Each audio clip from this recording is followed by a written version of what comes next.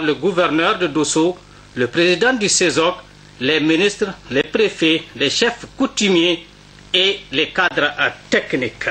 Et enfin, à Loga, où la mobilisation a été exceptionnelle.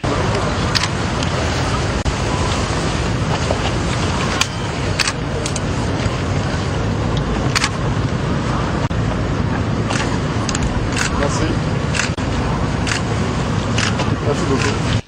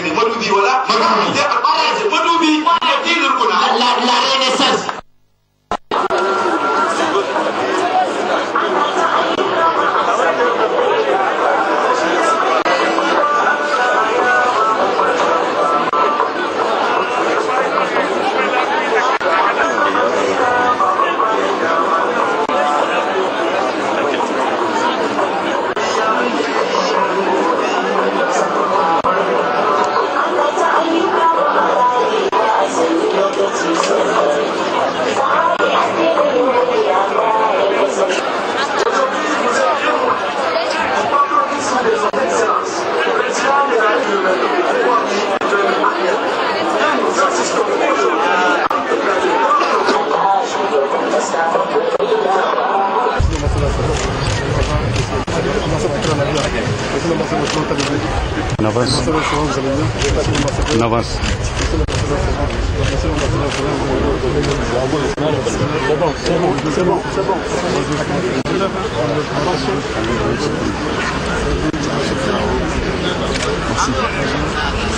Merci. Merci beaucoup.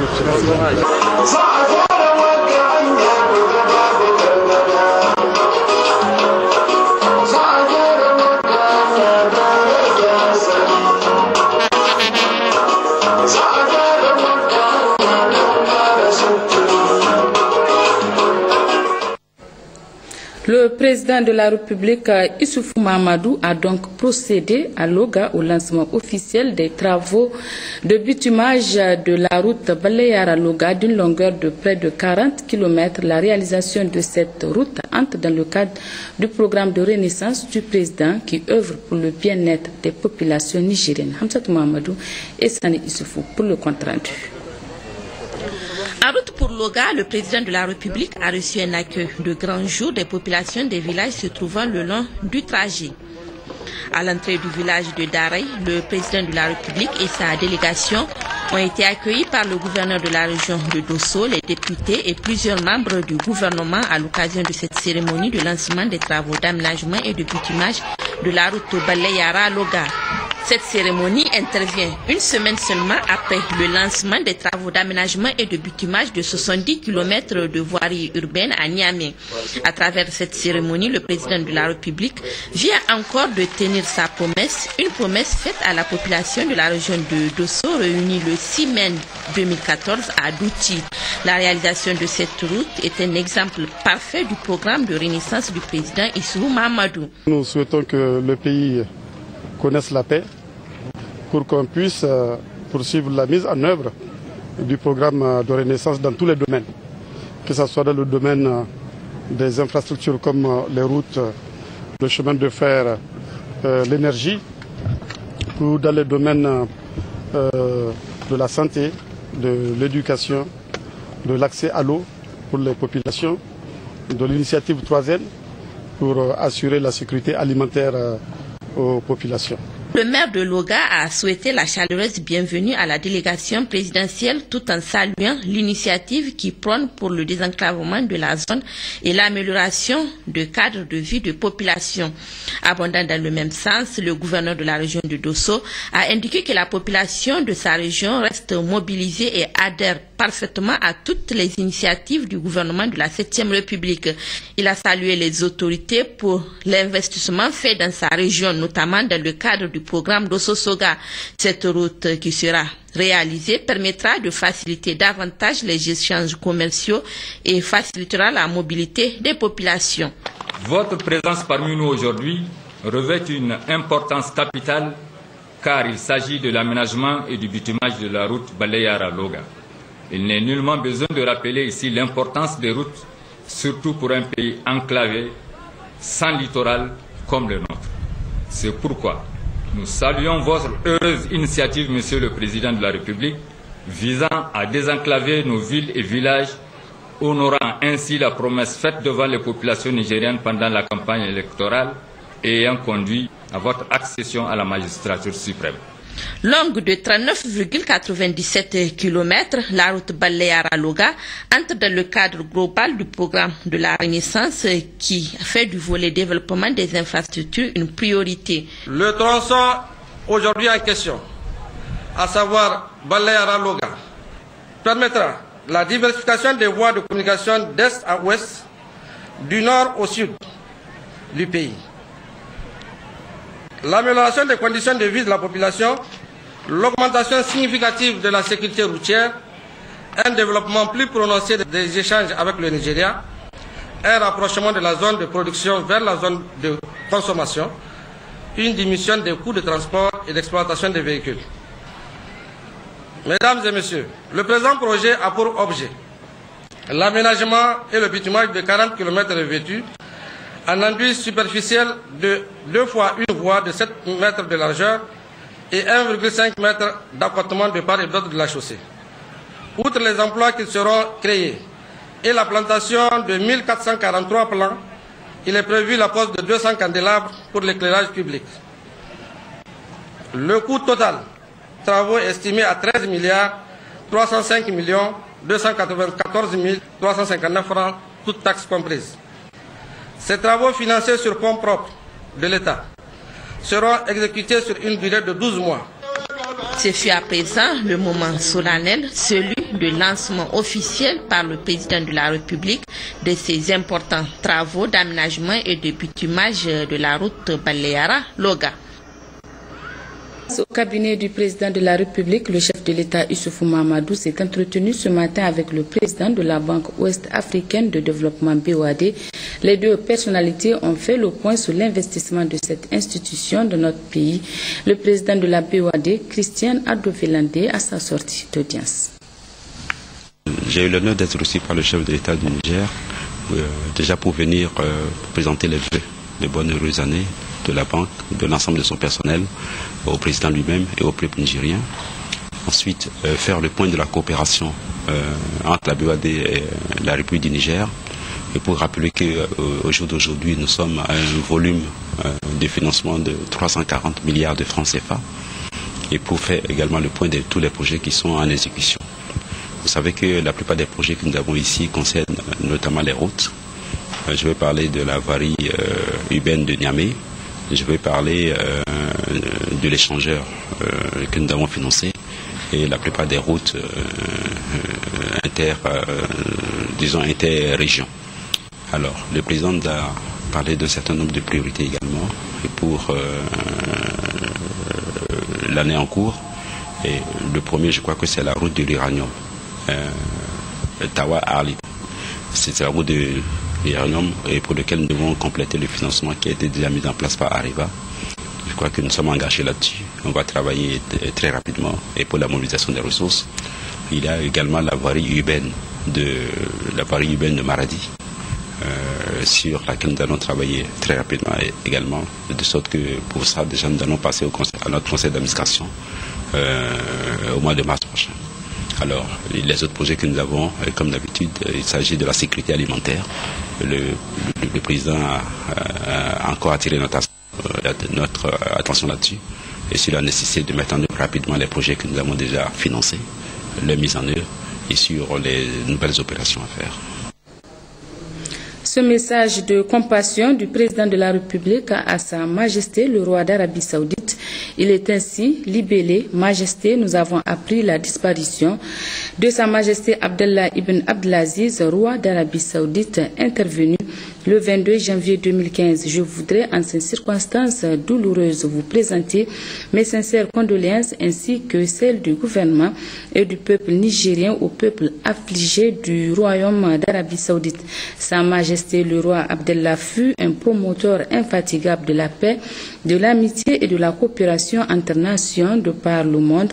Son leadership au sein de la Oumma islamique et ses actions généreuses sont des acquis dont l'impact positif est largement ressenti à travers le monde. En ces moments de peine, le peuple nigérien, en communion avec le peuple d'Arabie Saoudite si durement affecté, formule des prières pour le repos de l'âme du très illustre disparu. Je vous prie d'agréer, Majesté, l'assurance de ma très haute considération. Signé Issoufou Mahamadou, président de la République du Niger. Cet autre communiqué de la présidence de la République, le chef de l'État Issoufou Mahamadou, président de la République du Niger, effectuera une visite d'État en Algérie du 25 au 27 janvier 2015 à l'invitation de Abdelaziz Bouteflika, président de la République algérienne démocratique et populaire. Je vous donne lecture de ce communiqué du secrétariat permanent du Conseil national du dialogue politique CNDP. Le secrétaire permanent du CNDP a l'honneur d'informer le public de la tenue d'une réunion du Conseil national du fichier électoral biométrique CNF qui aura lieu le samedi 24 janvier 2015 à 16h30 dans la salle de banquet du cabinet du Premier ministre. L'ordre du jour de cette réunion, qui sera présidée par le Premier ministre chef du gouvernement Béji Rafini, président du CNF, portera sur l'état d'avancement des travaux d'élaboration du fichier électoral biométrique. Les responsables des médias publics et privés étaient ce matin en concertation avec le ministre en charge de la communication à la maison de la presse. Objectif, échanger sur les problèmes survenus lors des événements malheureux du week-end dernier, notamment à l'égard des hommes de médias ainsi que les dégâts enregistrés. Le résumé de la rencontre avec Djari Issiaka et Salif Garba.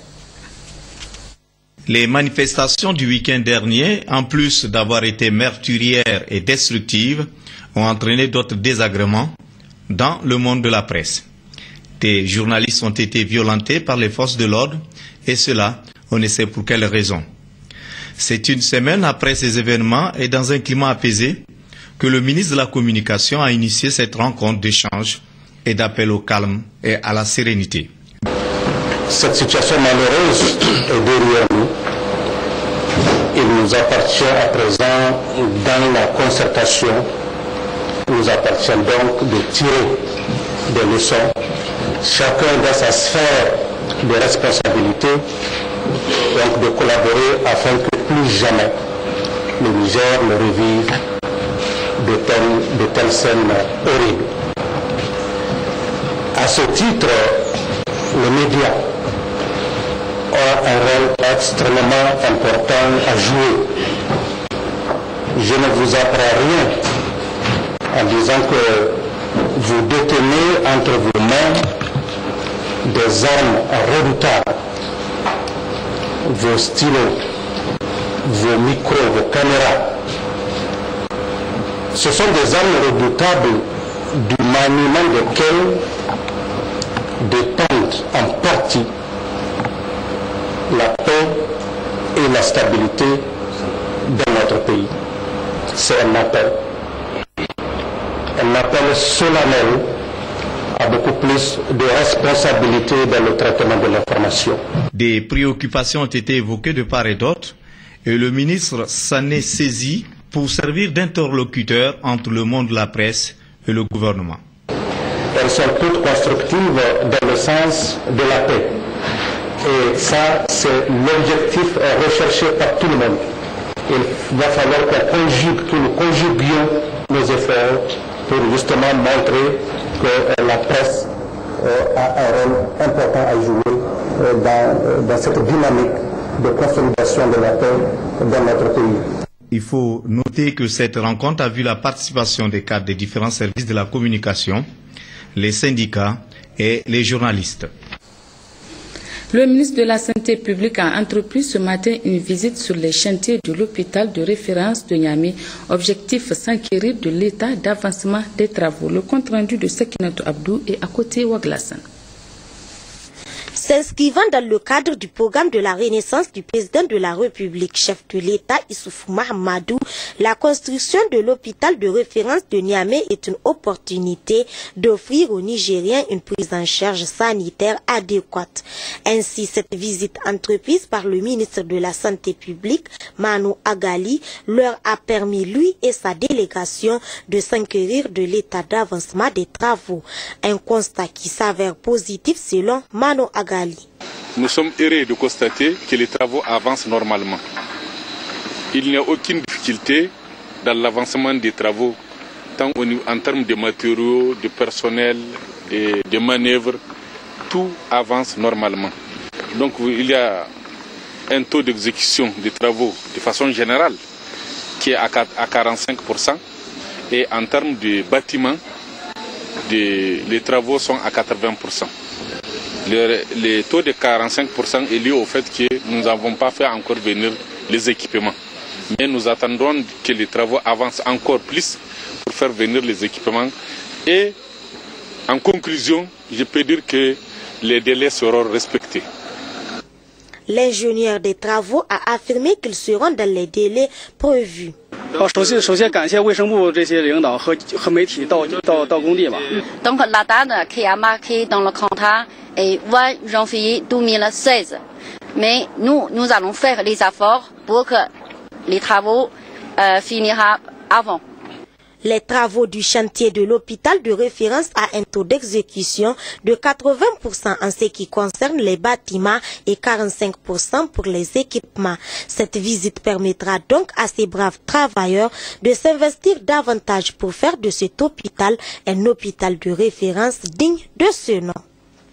Le ministre du Commerce et de la Promotion du secteur privé, Alma Oumarou, a procédé hier à l'installation officielle du comité technique chargé de la répartition du patrimoine de la Chambre de commerce, d'industrie et d'artisanat du Niger.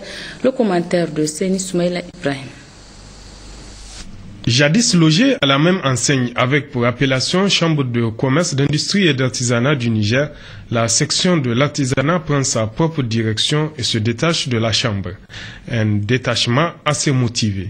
Il me plaît de vous rappeler que dans le cadre de la redynamisation du secteur de l'artisanat et dans le souci légal de répondre aux dispositions de l'ordonnance 92-026 du 7 juillet 1992, portant orientation de la politique nationale de l'artisanat, la section artisanat a été détachée de la Chambre de commerce, d'industrie et d'artisanat du Niger. Ce détachement sera vite suivi d'effet. Ce détachement a été concrétisé par la création de la Chambre des métiers de l'artisanat du Niger par la loi 2012-33 du 5 juin 2012. Aussi, il paraît légitime d'octroyer à cette nouvelle chambre sa quote-part dans le patrimoine de la Chambre de commerce, dans lequel la section artisanat a largement contribué. Il est bon à savoir que la dévolution des ressources à la Chambre des métiers de l'artisanat constitue en fait la deuxième opération de ce genre après une première qui a concerné le réseau des chambres d'agriculture. Autre activité ministérielle, le centre des jeunes de Bukoki, plus connu sous l'appellation du centre FUNIAP, a célébré hier après-midi son 10e anniversaire. La cérémonie s'est déroulée en présence du ministre de la Jeunesse et des Sports, Abdul Karim Damalam. Le reportage de Mariam Dakou. Créé en 1997, mais officiellement inauguré le 27 octobre 1999, le centre des jeunes de Bukoti ou centre FINIAP est coopération entre le Niger et le Fonds des Nations Unies pour la population FUNIAP. Ce centre a été érigé en décembre 2004 en un centre national de référence pour jeunes pour éviter sa fermeture face à quelques difficultés. 2004 à aujourd'hui, cela fait plus de 10 ans que ce centre d'épanouissement des jeunes a été créé. 10 ans d'action en faveur de la promotion de la jeunesse, cela se commémore. Raison d'ailleurs évoquée par les responsables de ces centres pour organiser une série d'activités dont la présente cérémonie marque le lancement officiel. Ainsi, cette occasion solennelle a été saisie par la directrice pour présenter cette structure fréquentée par plus de 800 jeunes par jour. Selon l'arrêté numéro 0029/MJ/IPJ du 1er décembre 2004, le Centre national de référence pour jeunes de Bukoki a pour mission favoriser l'accès des adolescents et des jeunes aux services de santé sexuelle et reproductive de qualité, intégrant la dimension compétence des jeunes et adolescents à la vie active et la prévention des IST, VIH, SIDA. Et pour objectif, l'insertion sociale, économique et professionnelle des jeunes, la mobilisation, l'accueil, l'écoute, l'orientation, l'information, l'éducation et la formation des jeunes, le soutien aux projets socio-économiques des jeunes, la promotion des activités socio-éducatives des jeunes et de la paix à travers le sport, le loisir, l'art et la solidarité nationale. Le représentant du maire du 3e arrondissement, dans son mot de bienvenue, a félicité la direction de ce centre et tous ceux qui participent à son animation pour les efforts qu'il ne cesse de déployer pour l'incarnation d'une jeunesse saine d'esprit, épanouie et apte à participer au développement du pays. Notons enfin que plusieurs manifestations culturelles et une exposition des produits des jeunes formés dans le dit centre ont marqué cette cérémonie. Ouverture mardi dernier à Niamey d'un atelier de validation des indicateurs des mines et du développement industriel. Il s'agissait pour les participants de valider le code de calcul de chaque indicateur, entre autres. C'est le secrétaire général du ministère des Mines et du Développement industriel qui a ouvert les travaux. Jocelyne Amoussou et Mohamed Adamou pour le compte-rendu. Il s'agit pour le ministère des Mines et du Développement industriel, en sollicitant des indicateurs pour chacun de ces secteurs, de disposer de bases de données simples, faciles à alimenter et sécuriser. À ce titre, un consultant international a été sollicité pour mettre en place cette base de données. Une liste d'indicateurs a été identifiée et c'est cette liste que les participants sont appelés au cours de cet atelier à vérifier sa pertinence en vue de valider le mode de calcul de chacun de ces indicateurs et proposer d'autres pertinentes. L'importance d'un secteur d'activité dans le développement socio-économique d'un pays ne peut être exprimée de manière objective qu'à travers des indicateurs chiffrés, d'où l'intérêt d'une production de données statistiques. Les statistiques renseignent sur les tendances ainsi que les forces et faiblesses du secteur. Elles servent de guide pour juger l'action publique et l'action privée. Elles participent à l'orientation, à la définition, ainsi qu'au choix de la stratégie de mise en œuvre des programmes, ainsi qu'à leur suivi et évaluation. Les secteurs concernés dans ces indicateurs sont la recherche géologique, l'exploitation minière industrielle, l'artisanat minier, l'exploitation des carrières, la normalisation, le contrôle qualité, la métrologie et la contribution du secteur des mines et du développement industriel à l'économie nationale, entre autres. Le document du Programme national de développement de l'élevage de l'autorité du Liptako Gourma en validation à Kolo, c'est le secrétaire général adjoint du ministère de l'élevage qui a ouvert les travaux de l'atelier. Compte rendu, Saint Soumaïl Ibrahim et Abdoulaye Ali. Ce document du Programme national de développement de l'élevage pour l'autorité du Liptako Gourma soumis à validation au cours de cet atelier est le fruit d'un long processus. En effet, c'est à l'issue de leur sommet tenu à Niamey en 2011 que les chefs d'État des pays membres avait pris acte de l'élargissement de la couverture de l'intervention de l'ALG à l'intégralité des territoires de leur pays. L'idée d'un programme national qui couvre l'intégralité des territoires nationaux des pays membres est née des différentes rencontres entre les ministres en charge de l'élevage des pays membres de l'ALG, réunion de concertation de Niamey en septembre 2010, première réunion des ministres en charge de l'élevage de l'ALG à Ouagadougou en juillet 2011, deuxième réunion en mars 2014. Suite à ces différentes rencontres, il est ressorti que les résultats enregistrés ont été satisfaisants lors de la mise en œuvre de la première phase des projets nationaux, projets de développement de la région du Liptako-Gourma. Par conséquent, ils ont souhaité qu'un tel programme se réplique sur l'ensemble des territoires des pays membres de l'ALG. Ainsi, les États membres ont aspiré à formuler un programme régional qui s'étendra sur l'ensemble des territoires des pays membres de l'ALG. En soi, le document s'inscrit dans la stratégie de développement durable de l'élevage 2013-2035. La SDDL a pour objectif spécifique d'assurer l'émergence de systèmes de production animale porteurs, à même de favoriser une gestion économique et écologique durable des ressources pastorales, ce qui cadre parfaitement avec la stratégie de l'initiative 3N que prônent les plus hautes autorités de la 7e République. Des participants venus des 8 régions du Niger ont 2 jours pour valider le document national afin de le présenter en guise d'apport pour l'élaboration du programme régional de développement de l'élevage pour les États membres de l'autorité du Liptako-Gourma. Veuillez donc nous excuser pour la mauvaise qualité des images de cet élément. Signature d'un accord de garantie vendredi dernier à Cotonou au Bénin entre Asusu SA et le Fonds africain de garantie et de coopération économique FAGAS. Le FAGAS qui approuve ainsi la demande d'aval de Asusu SA. Jocelyne Amoussou pour le commentaire. Par cette signature de convention, le Fonds africain de garantie et de coopération économique FAGAS consent attribuer 2 milliards de francs CFA à l'institution de microfinance Asusu SA à travers la Banque internationale Coris Bank. Le FAGAS soutient ainsi la redynamisation de la microfinance au Niger. Avalisé à hauteur de 50% par le FAGAS auprès de Coris Banque internationale, le FAGAS vient de vous ouvrir les portes d'accès au financement bancaire.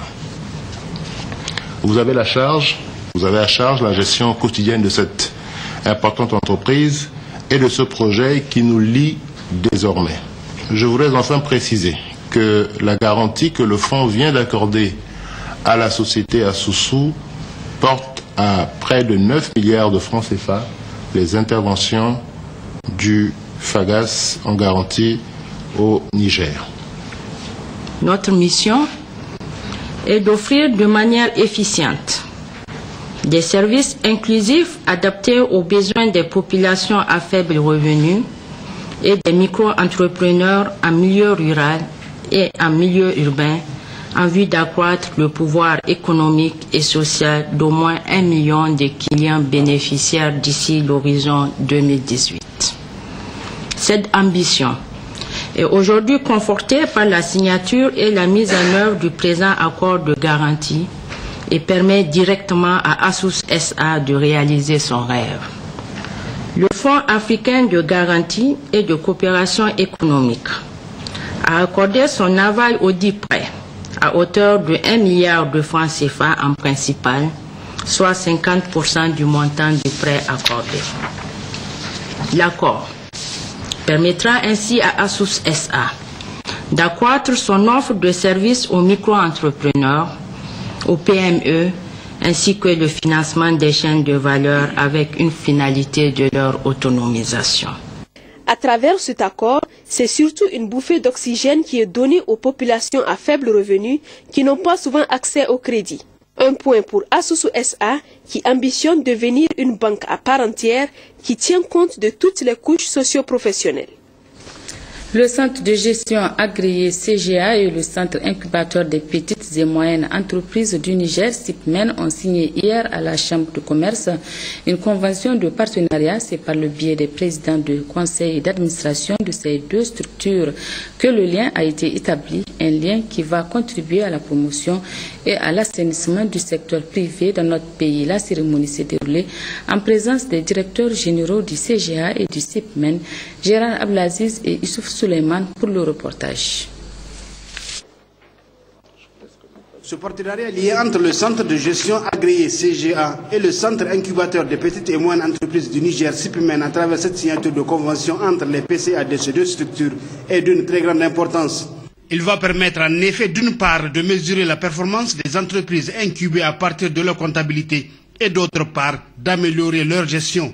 Cette convention permettra également de renforcer les capacités du CGA et du CIPMEN à travers la mutualisation de leur savoir-faire et de leurs forces afin de gagner la bataille de la compétitivité, de la mutation technologique et de l'innovation dans cette ère de globalisation de l'économie. La signature de ce partenariat bénéfique pour les deux parties rendra dans les annales de nos structures respectives et suscitera certainement d'autres entités à nous emboîter le pas pour le plus grand bien du secteur privé nigérien. Il faut dire que le CGA et le CIPMEN jouent un rôle très important dans la promotion et l'assainissement du secteur privé au Niger. Nos activités principales, c'est l'accompagnement de PME, l'assistance en matière fiscale, l'assistance comptable, conseil en organisation. Et l'intérêt, c'est que, en plus de ces prestations, le CGA offre à ses adhérents des avantages fiscaux, notamment la réduction de 50% de la taxe professionnelle au titre de 2 années et une réduction de 25% de l'impôt dû durant toute la durée d'adhésion. Une PME qui fait un chiffre d'affaires inférieur à 500 millions hors taxe, quelle que soit l'activité, peut adhérer au centre de gestion agréé. On accompagne des entrepreneurs en phase d'amorçage. On les accompagne à développer leurs idées et leurs projets pour créer des entreprises. Et deuxièmement, on accompagne aussi des entreprises déjà établies pour accélérer leur croissance. Donc dans ce cadre-là, il s'agit d'entreprises dans 3 secteurs d'activité, les énergies renouvelables, l'environnement et les technologies de l'information. Actuellement, nous accompagnons 11 entrepreneurs, 6, bientôt 7 qui sont déjà établis et les autres, ce sont des porteurs de projets. Cette signature de partenariat est l'aboutissement d'un processus entamé il y a de cela quelques mois par le CGA et le CIPMEN et qui est à mettre à l'actif des directeurs généraux de ces deux organisations. Ouverture mercredi dernier à Niamey des travaux de l'atelier de validation du rapport de l'audit socio-culturel sur les pratiques traditionnelles ayant un impact sur la santé sexuelle et reproductive. L'étude vise principalement à améliorer la santé des femmes au Niger. Moudanchourou Majamila et Issouf Suleiman pour le reportage. L'étude soumise à l'appréciation des participants a porté sur les pratiques traditionnelles et coutumières utile à la promotion de la santé maternelle et favorable à la réduction de la mortalité maternelle au Niger. Elle a été réalisée par l'ONG DIMOL avec l'appui de l'ONU Femmes sous financement de la coopération française. Le présent atelier s'inscrit dans le cadre de l'exécution du projet Muskoka, qui n'est qu'un stimulus pour approuver le gouvernement à entreprendre urgemment des actions qui vont contribuer à améliorer l'accès des femmes aux services d'information, au renforcement des capacités des organisations de la société civile, à la promotion de la santé sexuelle et reproductive, afin de contribuer à la réduction du taux de mortalité et morbidité maternelle et infantile. Cet atelier s'inscrit dans la mise en œuvre du projet Muskoka qui concerne 8 pays d'Afrique francophone et Haïti. Un projet qui a pour objectif de contribuer à la réduction de la mortalité maternelle. La promotion de la santé maternelle, néonatale et infantile reste un défi pour notre pays dans le cadre de l'atteinte des OMD 4 et 5, décidé en 2010 au sommet du G8 tenu à Muskoka au Canada, où les pays se sont engagés à consacrer plus de ressources pour l'atteinte de ces OMD. En effet, la situation de la femme nigérienne dans son rôle de reproduction reste préoccupante, avec un taux de fécondité en moyenne de 7 enfants par femme, selon les dernières statistiques de l'INS, malgré les différentes interventions de l'État et de nos partenaires au développement au Niger. L'étude, une fois enrichie et validée, sera vulgarisée pour une meilleure utilisation des pratiques traditionnelles positives. Ainsi donc, un répertoire des bonnes pratiques qui sera disponible pourra contribuer à la réduction de la mortalité maternelle, néonatale et infantile. Début hier à Agadez des travaux de la première session budgétaire du conseil municipal d'Agadez. C'est le gouverneur de la région qui a présidé l'ouverture des travaux. Hachim Mohamed et Ibrahim Marikou.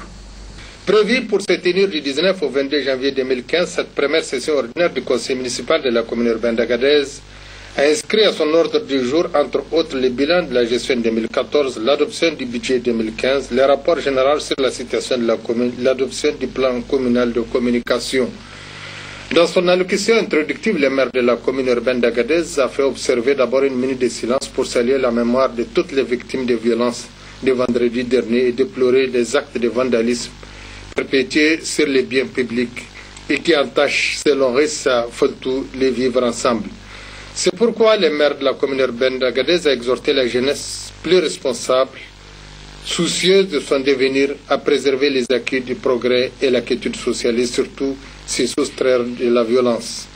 Poursuivant ses propos sur l'objet de cette session ordinaire, à savoir le budget 2015, il doit obéir à des règles précises prévues par le livre 5 du Code général des collectivités territoriales qui traite, selon Rissa Foltou, du régime financier des collectivités territoriales. Aussi, pour mobiliser les ressources indispensables à l'exécution du budget 2015, estimé à près d'1,650 milliard de francs CFA d'investissement, dont plus de 900 millions de francs CFA euros au fonctionnement, le maire de la commune urbaine d'Agadez a invité les contribuables de sa collectivité de s'acquitter régulièrement sans contrainte de leurs taxes et impôts, et au conseil municipal de renforcer la pression fiscale et le taux de recouvrement pour permettre à la commune de faire face aux besoins de la croissance démographique élevée, afin d'améliorer et investir au profit de la population dans les services de l'état civil, dans les écoles, les centres de soins intégrés, l'éclairage public, l'accès à l'eau potable, l'entretien d'infrastructures communales et la sécurité des personnes et des biens.